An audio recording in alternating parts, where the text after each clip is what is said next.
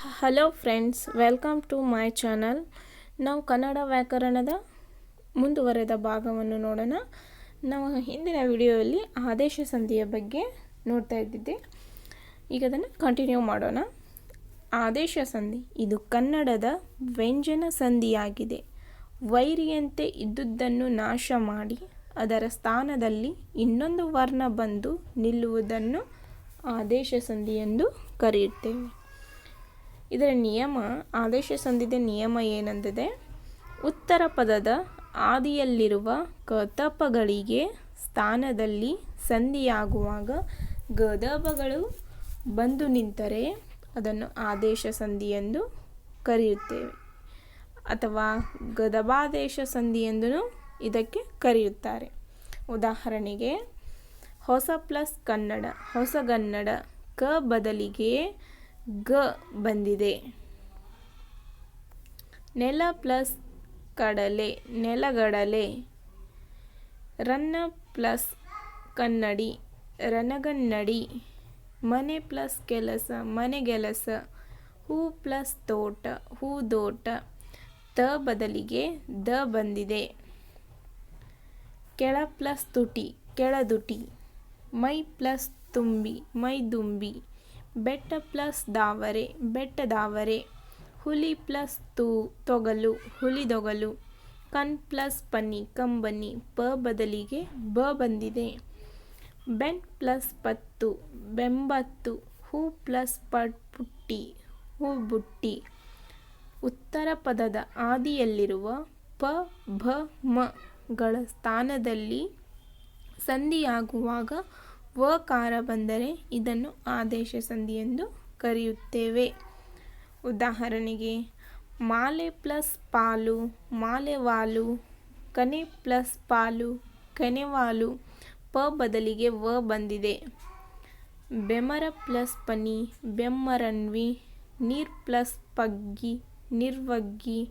ನೆರೆ ಪ್ಲಸ್ ಬೀದಿ, ನೆರೆವಿಧಿ.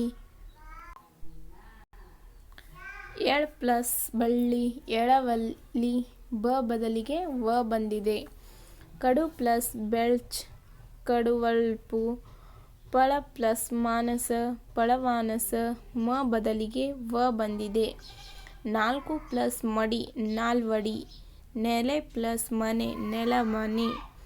ಉತ್ತರ ಪದದ ಆದಿಯಲ್ಲಿರುವ ಸಕಾರಕ್ಕೆ ಸಂಧಿಯಾಗುವಾಗ ಕೆಲವೆಡೆ ಚಕಾರವು, ಮತ್ತೆ ಕೆಲವೆಡೆ ಛಕಾರವು, ಮತ್ತೆ ಕೆಲವೆಡೆ ಜಕಾರವು ಆದೇಶವಾಗಿ ಬಂದರೆ ಇದನ್ನು ಆದೇಶ ಸಂಧಿ ಎಂದು ಕರೆಯುತ್ತೇವೆ.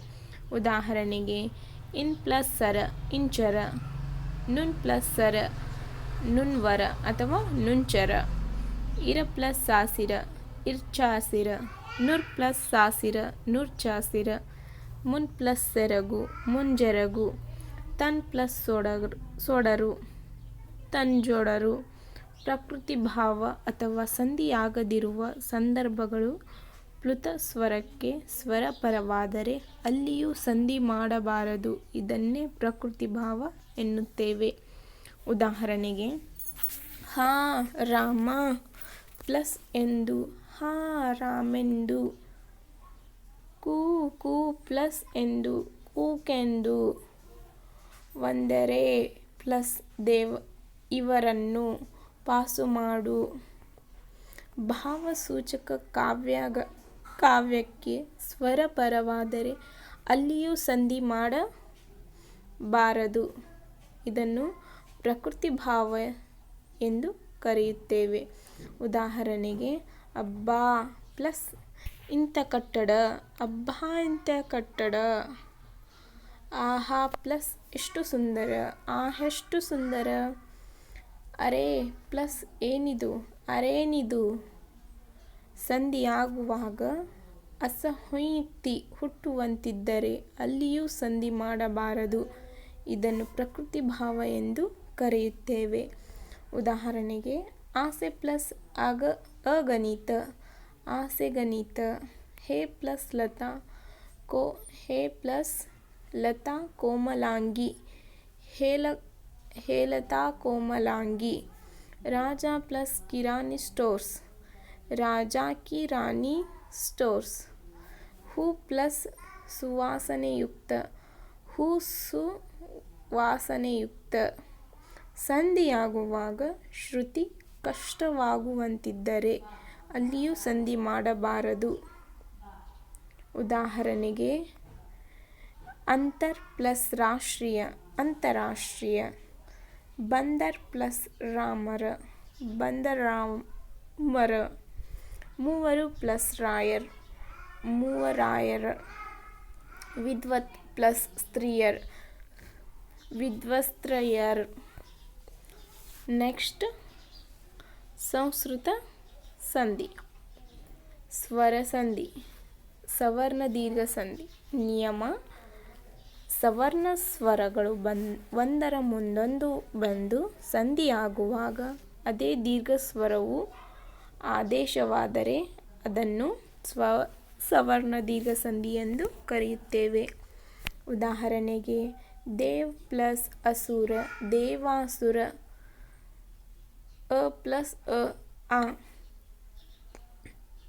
ಸುರ ಪ್ಲಸ್ ಅಸುರ, ಸುರಾಸುರ. ವಿದ್ಯಾ ಪ್ಲಸ್ ಅರ್ಥಿ, ವಿದ್ಯಾರ್ಥಿ. ರಾಜ ಪ್ಲಸ್ ಆಶ್ರಯ, ರಾಜಾಶ್ರಯ. ಧ್ವಜ ಪ್ಲಸ್ ಆರೋಹಣ, ಧ್ವಜಾರೋಹಣ. ಮೃಗ ಪ್ಲಸ್ ಆಲಯ, ಮೃಗಾಲಯ. ವಿದ್ಯಾ ಪ್ಲಸ್ ಆಲಯ, ವಿದ್ಯಾಲಯ. ರವಿ ಪ್ಲಸ್ ಇಂದ್ರ, ರವೀಂದ್ರ. ಕವಿ ಪ್ಲಸ್ ಇಂದ್ರ, ಕವೀಂದ್ರ. ಗೌರಿ ಪ್ಲಸ್ ಈಶ, ಗೌರೀಶ. ಲಕ್ಷ್ಮಿ ಪ್ಲಸ್ ಈಶ, ಲಕ್ಷ್ಮೀಶ. ಗಿರಿ ಪ್ಲಸ್ ಈಶ, ಗಿರೀಶ. ಗುರು ಪ್ಲಸ್ ಉಪದೇಶ, ಗುರೂಪದೇಶ. ಬಹು ಪ್ಲಸ್ ಉಪದೇಶ, ಬಹುಪದೇಶ.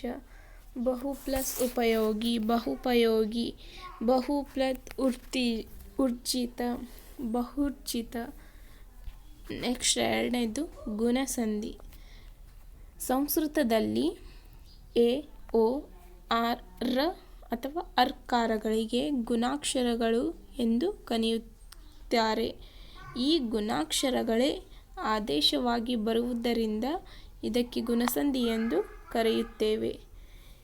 ಗುಣಸಂಧಿಯ ನಿಯಮ ಏನೆಂದರೆ ಪೂರ್ವಪದದ ಅಂತ್ಯದಲ್ಲಿರುವ ಅ, ಆಕಾರಗಳಿಗೆ ಇ, ಈ, ಉ, ಊ, ಋಕಾರಗಳು ಪರವಾದರೆ ಸಂಧಿಯಾಗುವಾಗ ಇ, ಈ ಕಾರಗಳಿಗೆ ಏಕಾರವು, ಉ, ಊ ಕಾರಗಳಿಗೆ ಓಕಾರವು, ಋಕಾರಕ್ಕೆ ರ ಅಥವಾ ಅರ್ ಕಾರ ಪರವಾದರೆ ಅಥವಾ ಆದೇಶವಾಗಿ ಬಂದರೆ ಅದನ್ನು ಗುಣಸಂಧಿ ಎಂದು ಕರೆಯುತ್ತೇವೆ.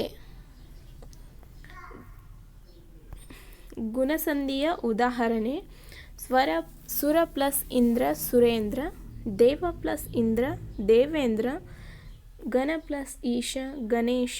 ಸುರ ಪ್ಲಸ್ ಈಶ, ಸುರೇಶ. ರಾಜ ಪ್ಲಸ್ ಈಶ್ವರಿ, ರಾಜೇಶ್ವರಿ. ಮಹಾ ಪ್ಲಸ್ ಈಶ್ವರಿ, ಮಹೇಶ್ವರಿ. ಅರುಣ ಪ್ಲಸ್ ಉದಯ, ಅರುಣೋದಯ. ಕಲಾ ಪ್ಲಸ್ ಉಪಾಸಕ, ಕಲೋಪಾಸಕ. ನಿತ್ಯ ಪ್ಲಸ್ ಉಪಯೋಗಿ, ನಿತ್ಯೋಪಯೋಗಿ. ಘಟಿಕಾ ಪ್ಲಸ್ ಉತ್ಸವ, ಘಟಿಕೋತ್ಸವ.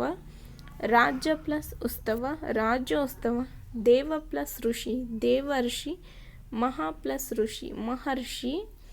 ಸಪ್ತ ಪ್ಲಸ್ ಋಷಿ, ಸಪ್ತರ್ಷಿ. ಬ್ರಹ್ಮ ಪ್ಲಸ್ ಋಷಿ, ಬ್ರಹ್ಮರ್ಷಿ. ರಾಜ ಪ್ಲಸ್ ಋಷಿ, ರಾಜರ್ಷಿ. ಬಾಲ ಪ್ಲಸ್ ಋಷಿ, ಬಾಲರ್ಷಿ. ಕಾವ್ಯ ಪ್ಲಸ್ ಋಷಿ, ಕಾವ್ಯರ್ಷಿ. ಇವೆಲ್ಲವೂ ಗುಣಸಂಧಿಗಳಿಗೆ ಉದಾಹರಣೆ. ನೆಕ್ಸ್ಟ್ ಮೂರನೆಯದಾಗಿ ವೃದ್ಧಿ ಸಂಧಿ. ವೃದ್ಧಿ ಸಂಧಿಯ ಬಗ್ಗೆ ನಾವು ನೆಕ್ಸ್ಟ್ ವಿಡಿಯೋದಲ್ಲಿ ಸಂಕ್ಷಿಪ್ತವಾಗಿ ನೋಡೋಣ. Thank you for watching my video.